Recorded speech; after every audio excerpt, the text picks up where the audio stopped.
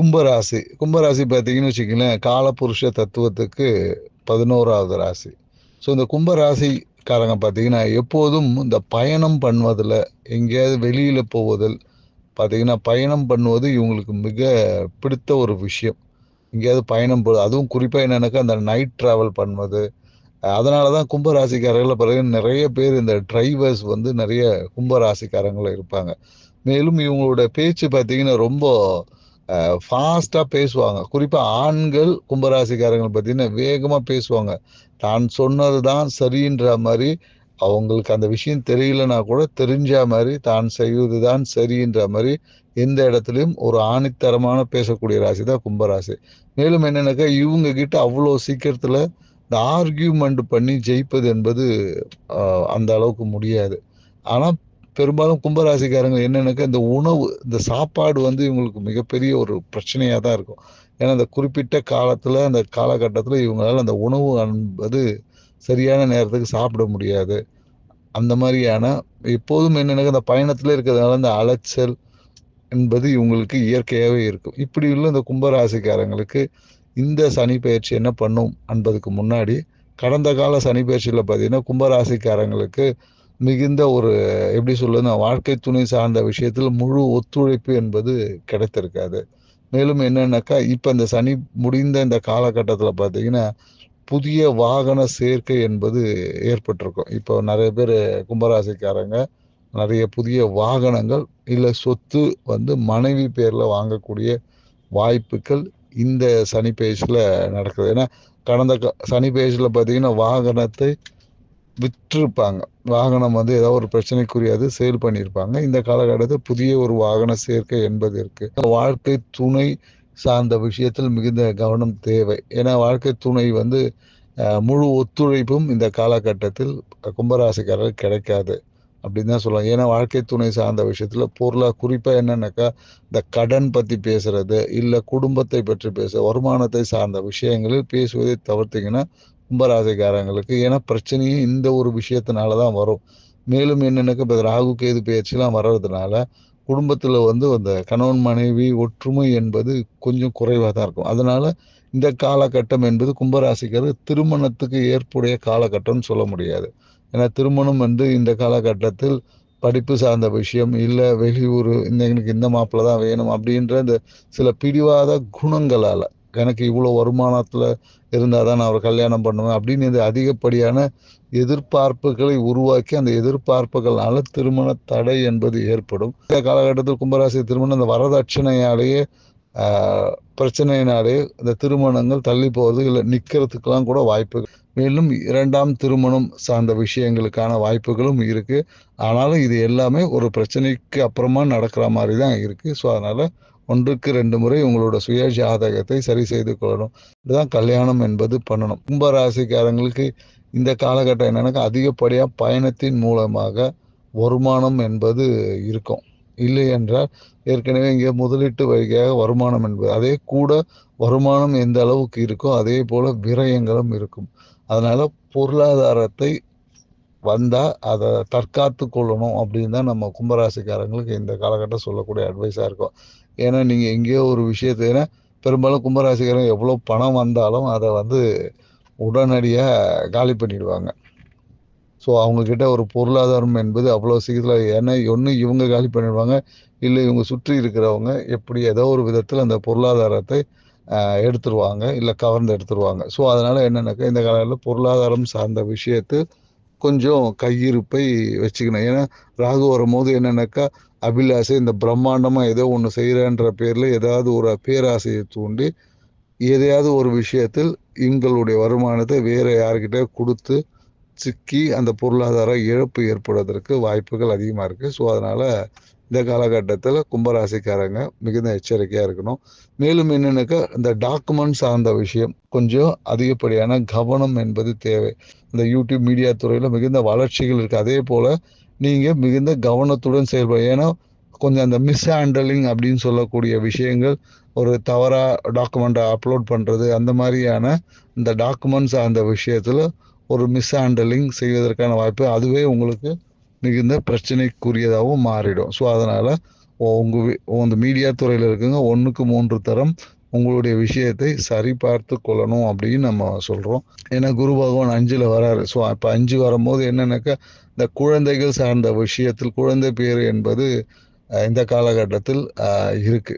குழந்தை பேர்கள் காத்திருக்கிறவங்களுக்கு குழந்தை பேர் என்பது இருக்கு.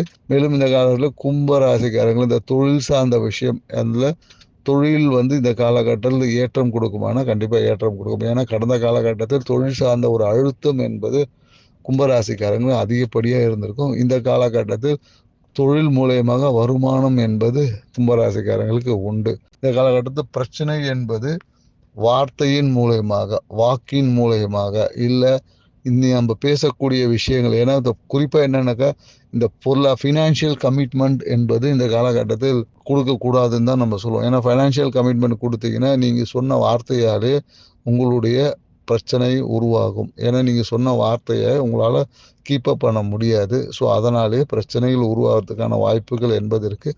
மேலும் இவங்களுக்கு என்னன்னாக்கா அந்த சூழ்நிலைகள் இந்த காலகட்டத்தில் அவ்வளவு சிறப்பாக இல்லை. இவங்க சரியாக இருந்தாலும் சூழ்நிலைகள் அதனால் சில தேவையற்ற பிரச்சனைகள் வரும்.